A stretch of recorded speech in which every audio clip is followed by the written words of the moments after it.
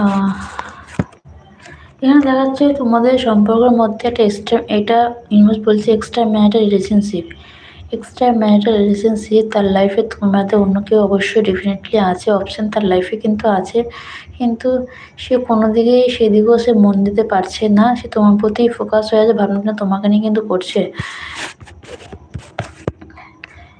সে খুব স্টাক সিচুয়েশনের মধ্যে আছে।